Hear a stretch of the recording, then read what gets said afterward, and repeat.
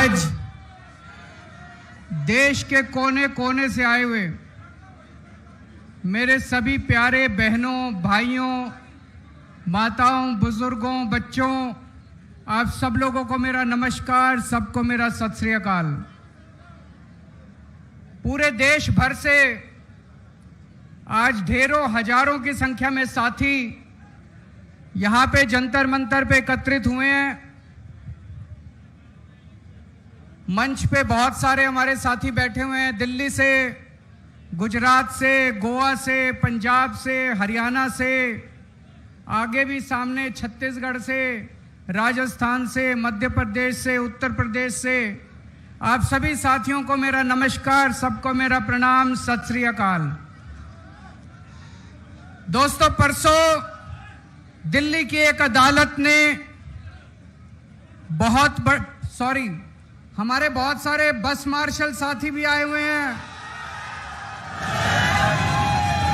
DTC के conductor, driver, dims के निकाले हुए कर्मचारी, मोहल्ला क्लिनिकों के निकाले हुए कर्मचारी, आप सब लोगों की मैं बात करूंगा। थोड़ा सा सब लोग पेशेंस रखिए।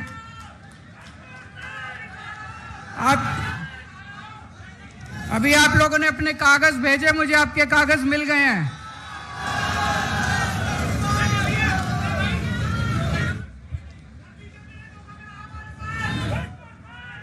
आप चिंता ना करो, बीजेपी ने पूरे देश के साथ धोखा किया, केवल आपके साथ धोखा नहीं किया। उसकी सबकी बात करेंगे अभी। दोस्तों, परसों दिल्ली की एक अदालत ने ऐतिहासिक फैसला दिया है। दिल्ली के लोगों के पक्ष में, देश के लोगों के पक्ष में। मैं दिल्ली के लोगों को, देश के लोगों को इस ऐतिहासिक फैसले के लिए बहुत बहुत बधाई देना चाहता हूं।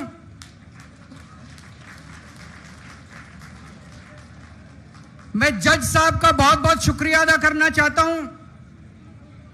आप सोच के देखो, आज देश में ऐसा माहौल है, इतना डर का माहौल है, इतने डर के माहौल में जज साहब ने इतना धाकड़ फैसला सुनाया है।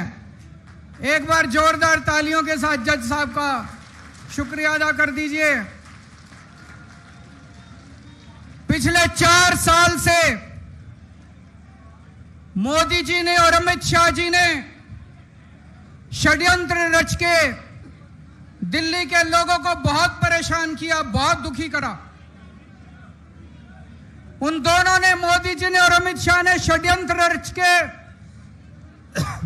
बोले तुम्हारा बेटा चोर है, केजरीवाल भ्रष्टाचारी है, केजरीवाल ने शराब घोटाला करा है, केजरीवाल 100 करोड़ रुपए खा गया। सवेरे से शाम तक मीडिया में डिबेट चलते थे, केजरीवाल भ्रष्टाचारी है, केजरीवाल चोर है। लोगों को बहुत दुखी करा। जज साहब ने फैसला सुनाया है, मोदी जी आप झूठ बोल रहे हो, केजरीवाल कट्टर ईमानदार है। जज साहब ने फैसला सुनाया है, कोई सबूत नहीं है। जज साहब ने फैसला सुनाया है, पूरा केस फर्जी है। यह जज साहब का फैसला एक बार 600 पेज का फैसला है, कोई ऐरा गैरा फैसला नहीं है। पढ़ के देखो आप लोग, ऐतिहासिक फैसला है। कई वकील बोल रहे हैं कई सदियों के बाद ऐसा फैसला लिखा जाता है। मोदी जी और अमित शाह जी आम आदमी पार्टी को ठिकाने लगाने के लिए इस पूरे केस को खुद पर्सनली, व्यक्तिगत तौर पे मॉनिटर कर रहे थे। केजरीवाल छूटना नहीं चाहिए, मनीष सिसोदिया छूटना नहीं चाहिए, सतिंदर जैन छूटना नहीं चाहिए, संजय सिंह छूटना नहीं चाहिए। उन्होंने पर्सनली मॉनिटर किया। यह जज साहब का फैसला मोदी जी, अमित शाह जी और बीजेपी की गाल पे जोरदार तमाचा है। लेकिन दोस्तों, आज मैं अपनी बात करने नहीं आया आपके बीच में। आज मैं देश की बात करने के लिए आया हूं। मैं अपने देश से बहुत प्यार करता हूं। I love my India. मैं भारत से बहुत प्यार करता हूं, बहुत ज्यादा। दोस्तों, मेरे को याद है जब मैं आईआईटी में पढ़ता था, आईआईटी में मेरे बहुत अच्छे नंबर आए, पढ़ने में अच्छा होता था मैं, मेरे बहुत अच्छे नंबर आए। मैं चाहता तो अमेरिका जा सकता था पढ़ाई के लिए, मैं चाहता तो नौकरी करने अमेरिका जा सकता था। मेरे बहुत सारे साथी अमेरिका चले गए, लेकिन उस टाइम मेरे मन में ख्याल आया कि देश का बहुत बुरा हाल है। अगर हम सारे पढ़े लिखे लोग पढ़ पढ़ के, आईआईटी से पढ़ पढ़ के, बड़े बड़े इंस्टीट्यूशन से पढ़ पढ़ के अगर अमेरिका चले जाएंगे तो अपने देश को कौन संभालेगा, अपने देश को कौन ठीक करेगा। मैं अमेरिका नहीं गया, मेरे अच्छे नंबर थे, मैं अमेरिका की बेस्ट यूनिवर्सिटी में जा सकता था, मैं अमेरिका नहीं गया, मैं भारत में रहा। जब मैं इनकम टैक्स डिपार्टमेंट में गया, मेरे को याद है सबसे पहला केस मेरे सामने आया, असिस्टेंट कमिश्नर इनकम टैक्स था, एक चार्टर्ड अकाउंटेंट आया, उसने अपना केस करवाया और उसके बाद मेरे से कहता है, सर सेवा बताइए। मैंने कहा इसका क्या मतलब हुआ? बोला जी कितने पैसे लगेंगे? मैंने कहा मैं रिश्वत नहीं लेता। बोला जी देखो, मैं तो ले आया आपके नाम के पैसे, आप नहीं लोगे तो मैं ही रख लूंगा। दोस्तों, धीरे धीरे धीरे धीरे पूरे डिपार्टमेंट में फैल गया कि केजरीवाल कट्टर ईमानदार है, एक नया पैसा नहीं लेता इनकम टैक्स डिपार्टमेंट। पूरे डिपार्टमेंट के लोग, इनकम टैक्स डिपार्टमेंट के लोग, चार्टर्ड अकाउंटेंट मेरे ईमानदारी की कसमें खाया करते थे। फिर किस्मत ने मेरे को दिल्ली का चीफ मिनिस्टर बना दिया। 10 साल मुख्यमंत्री रहा मैं। 10 साल के अंदर प्रधानमंत्री मोदी जी ने, जो मेरे से नफरत करते हैं, पता नहीं क्यों नफरत करते हैं, मैंने तो उनका कुछ नहीं बिगाड़ा। प्रधानमंत्री मोदी जी ने मेरे खिलाफ पता नहीं कितनी इंक्वायरी कराई, सारी इंक्वायरी करा ली, एक नए पैसे का भ्रष्टाचार नहीं मिला 10 साल के अंदर। आज मैं चैलेंज करता हूं, 10 साल मुख्यमंत्री था, कितनी फाइलों पे साइन करे थे? कोई एक ठेकेदार, कोई एक दिल्ली सरकार का वेंडर खड़ा होके कह दे केजरीवाल ने पैसे मांगे थे। दोस्तों, मैं राजनीति छोड़ दूंगा, ईमानदारी कमाई है, देश से प्यार करता हूं। I love my India, I love my country, मैं भारत से प्यार करता हूं। तो जब कोई देश से गद्दारी करता है, जब कोई देश का अपमान करता है, तो खून खौल उठता है। दोस्तों, 2014 में लोगों ने कांग्रेस के भ्रष्टाचार से तंग आके, याद करो कांग्रेस के कभी 2G, कभी कोयला घोटाला, कभी ये घोटाला, कॉमनवेल्थ घोटाला, लोग परेशान हो गए थे कांग्रेस से। कांग्रेस के भ्रष्टाचार से तंग आके 2014 में लोगों ने बड़ी उम्मीदों के साथ मोदी जी को पूर्ण बहुमत की सरकार बनाई थी। 30 साल के बाद पूर्ण बहुमत की सरकार बनाई थी। बड़ी उम्मीद थी लोगों को कि अब देश बदलेगा, मोदी जी कुछ करेंगे। मैं आपसे पूछना चाहता हूं, 12 साल हो गए मोदी जी को, कुछ मिला आपको? जिंदगी सुधरी आप लोगों की? क्या मिला आप लोगों को? इन ना अच्छी सड़कें, ना पीने का पानी है, ना सीवर है, ना 24 घंटे बिजली है, हवा में पोल्यूशन है। इन 12 साल में इन लोगों ने बेड़ा गर्क कर दिया देश का। आज एयरलाइन सेक्टर बर्बाद है, आज रेलवे बर्बाद है, आज बैंक बर्बाद है, आज शिक्षा व्यवस्था बर्बाद है, आज अस्पताल बर्बाद है, आज हर सेक्टर बर्बाद है, गांव बर्बाद है, सब कुछ बर्बाद है। हवा में सांस लेने लायक नहीं बचे। 12 साल में इन लोगों ने देश को बर्बाद कर दिया। दोस्तों, एक बच्चा आया मेरे पास, बोला जी पिछले 12 साल में मोदी जी जो हर रोज परीक्षा पे चर्चा करते हैं, 12 साल से मैंने उनकी सारी परीक्षा पे चर्चा सुनी है। 12 साल के बाद जब मैं बड़ा हुआ, कंपटीशन के पेपर देने गया, बोला पेपर लीक हो गए। बोले मैं मोदी जी को कहना चाहता हूं, ये नौटंकी बंद करो, परीक्षा पे चर्चा, ये पेपर लीक बंद करा दो बस आप अपने। नौटंकी बाज है एक नंबर के, केवल नौटंकी करनी आती है, परीक्षा पेपर चर्चा। अरे पेपर लीक हो रहे हैं पूरे देश में, चारों तरफ बच्चों का भविष्य खराब हो रहा है और ये परीक्षा पे चर्चा कर रहे हैं दोस्त। आप में से बहुत सारे लोग दुबई गए होंगे, अमेरिका गए होंगे, जर्मनी गए होंगे, फ्रांस गए होंगे, टोक्यो गए होंगे। कितनी शानदार सड़कें हैं वहां की। 130 किलोमीटर प्रति घंटा की स्पीड से गाड़ियां दौड़ती हैं, 140, 150, 160 किलोमीटर की। और गुजरात में चले जाओ, मेरा तो आजकल गुजरात बहुत आना जाना होता है। अमेरिका में, लंदन में, न्यूयॉर्क में, टोक्यो में, पेरिस में 150 किलोमीटर की स्पीड से गाड़ी दौड़ती है।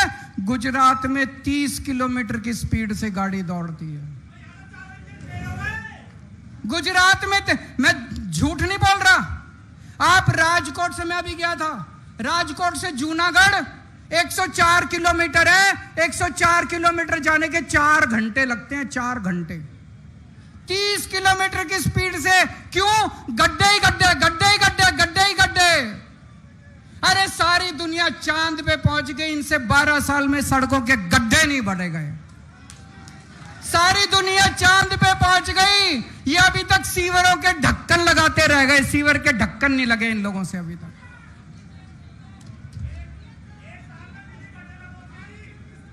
अभी आएंगे, दिल्ली पे भी आएंगे, चिंता ना करो। आप किसी देश में चले जाओ, किसी भी, लंदन चले जाओ, टोक्यो चले जाओ, पेरिस चले जाओ, फ्रांस चले जाओ, न्यूयॉर्क चले जाओ, कितने साफ सुथरे शहर हैं उनके। एक जरा सा मिट्टी का तिनका नहीं मिलता। वो छोड़ो, आप गरीब देशों में चले जाओ, श्रीलंका चले जाओ, भूटान चले जाओ, मलेशिया चले जाओ, रवांडा चले जाओ, वियतनाम चले जाओ, साफ सुथरे शहर हैं। इनसे 12 साल में हमारे शहरों की सफाई नहीं हुई मोदी जी से। लानत है इनके ऊपर। 2014 तक बीजिंग में हमसे ज्यादा पोल्यूशन होता था। इतना पोल्यूशन था, इतना पोल्यूशन था। 12 साल में बीजिंग ने अपना पोल्यूशन खत्म कर दिया। आज पूरे उत्तर भारत के अंदर सांस लेना मुश्किल हो रहा है। एक के बाद एक सारे शहरों में सांस लेना मुश्किल हो रहा है। इनसे पोल्यूशन ठीक नहीं हुआ दोस्तों। कहते हैं हम विकसित भारत बनाएंगे। अरे विकसित भारत छोड़ो, रहने लायक भारत तो बना दो, कम से कम सांस तो ले लें। मोदी जी कहते हैं केजरीवाल भ्रष्ट है। कोर्ट ने कह दिया केजरीवाल कट्टर ईमानदार है। मैं मोदी जी को कहना चाहता हूं, मोदी जी भ्रष्टाचार खत्म करना चाहते हो? खत्म करना चाहते हो? मैं बताता हूं भ्रष्टाचार कहां है। हिम्मत है तो एक्शन लेके दिखाओ। गुजरात के अंदर 20,000 करोड़ रुपए का कोकेन, हीरोइन पकड़ा गया। मोदी जी हिम्मत है तो एक्शन लेके दिखाओ। गुजरात के अंदर 30,000 करोड़ रुपए की नकली दारू बिकती है हर साल। मोदी जी हिम्मत है तो बंद करके दिखाओ। आपने अपने दोस्त को 1,000 एकड़ जमीन, अरबों खरबों रुपए की 1,000 एकड़ जमीन 1 रुपए में दे दी। हिम्मत है तो एक्शन लेके दिखाओ मोदी जी। मोदी जी ब्रिजेस का, पुल का उद्घाटन करके आते हैं। कितनी बार होता है सड़क का उद्घाटन करे हुए 1 महीना नहीं होता, ब्रिज गिर जाता है, सड़क टूट जाती है। मोदी जी हिम्मत है तो एक्शन लेके दिखाओ। आप पूरे देश में पेपर लीक कर रहे हैं, मोदी जी हिम्मत है, मोदी जी एक्शन नहीं लेंगे। किसी में एक्शन नहीं। क्यों? या तो मोदी जी खुद उस घोटाले में शामिल है, या उनकी पार्टी के लोग शामिल हैं, या उनके दोस्त शामिल हैं उन घोटालों के अंदर। भ्रष्टाचारी मैं नहीं हूं, भ्रष्टाचार मोदी जी खुद कर रहे हैं दोस्तों। इनके खिलाफ एक्शन नहीं लेंगे, इनको जेल में नहीं डालेंगे। किसको जेल में डालेंगे? सोनम वांगचुक को। सोनम वांगचुक को जेल में डालेंगे, महराज मलिक को जेल में डालेंगे, नरेश बाल्यान को जेल में डालेंगे, केजरीवाल को जेल में डालेंगे, मनीष सिसोदिया को जेल में डालेंगे, संजय सिंह को जेल में डालेंगे। इन लोगों को जेल में डालते हैं। कौन है सोनम वांगचुक? बहुत बड़ा वैज्ञानिक है दोस्तों, बहुत बड़ा वैज्ञानिक। उसको तो पद्म श्री मिलना चाहिए, पद्म भूषण मिलना चाहिए दोस्तों। बच्चों की, गरीब बच्चों की पढ़ाई के लिए उसने पता नहीं क्या क्या काम नहीं किया सोनम वांगचुक को, उनको जेल में डाल दिया। मोदी मोदी जी सोनम वांगचुक से डरते हैं। क्यों डरते हैं? जब कोई तानाशाह पढ़े लिखे वैज्ञानिकों से डरना चालू कर दे तो समझ लो उसका अंत आ गया तानाशाह। एक दिन मोदी जी संसद नहीं गए। पूछा क्यों नहीं गए? बोले महिलाएं सारी मेरे को पीटेंगी। पढ़ा था अखबार में आप लोगों ने? बोले अरे मोदी जी आपको महिलाओं से डर लगने लग गया। संसद में नहीं गए, बोले मेरे को सारी महिलाएं पकड़ के पीटेंगी। आपको सोनम वांगचुक से डर लगता है, आपको महिलाओं से डर लगता है, आपको केजरीवाल से डर लगता है, आपको ट्रंप से डर लगता है, आपको अमेरिका से डर लगता है। अरे डर डर के कितना जियोगे मोदी जी, थोड़ी तो हिम्मत दिखाओ।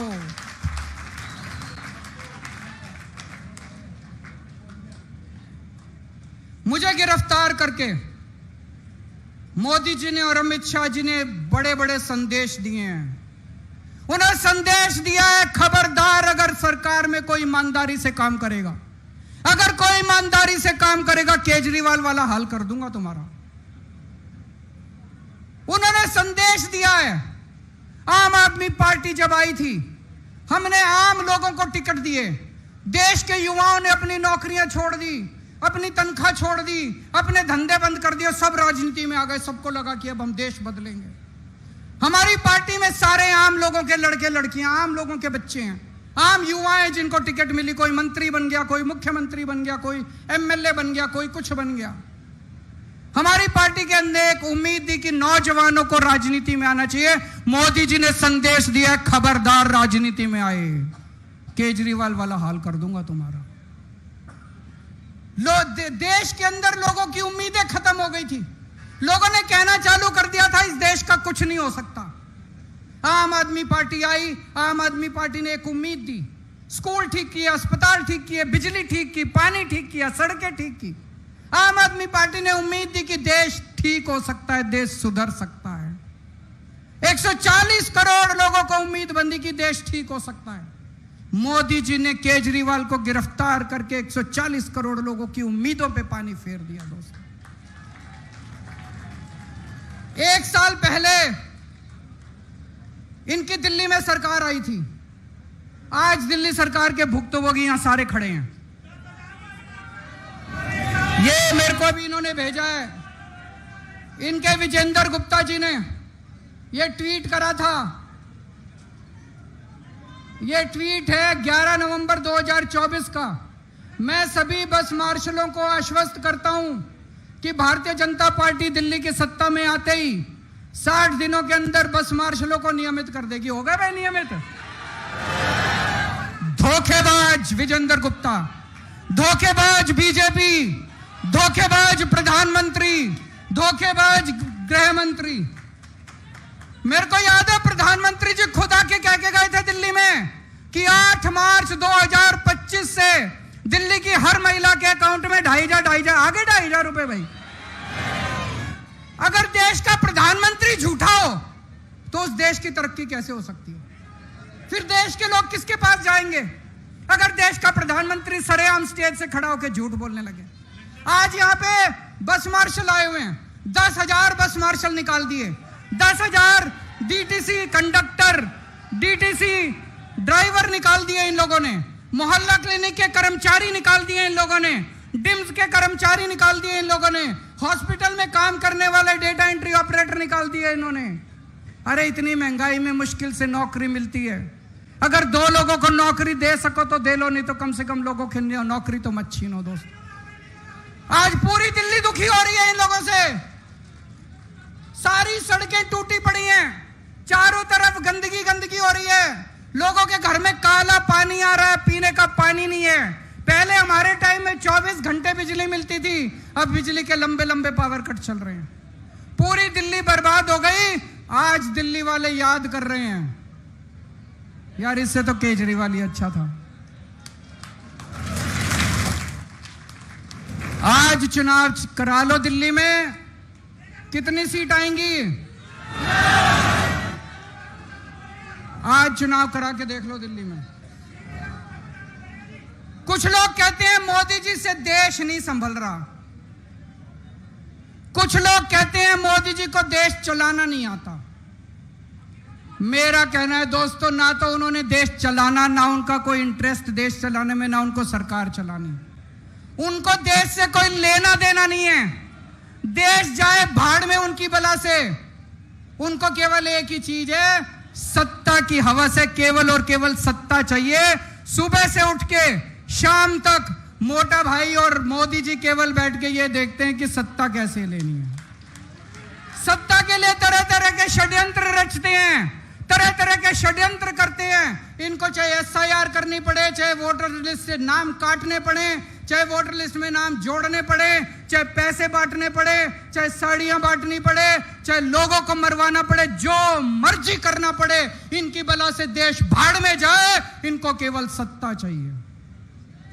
मोदी जी, आप सत्ता के लिए काम करो, केजरीवाल देश के लिए काम करेगा।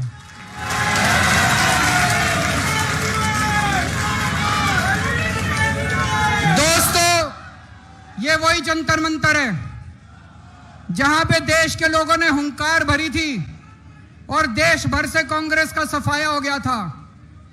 आज जंतर मंतर का यह दिन ऐतिहासिक है।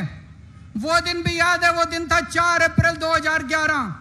आज की तारीख नोट कर लेना। आज के बाद भारतीय जनता पार्टी की देश भर से उल्टी गिनती शुरू हो चुकी है। भारत माता की, भारत माता की। बहुत बहुत धन्यवाद सर। सब लोग अपने स्थान पर खड़े हो जाएं राष्ट्रगान के लिए। राष्ट्रगान, सारे लोग अपने स्थान पर खड़े हो जाएंगे राष्ट्रगान के लिए।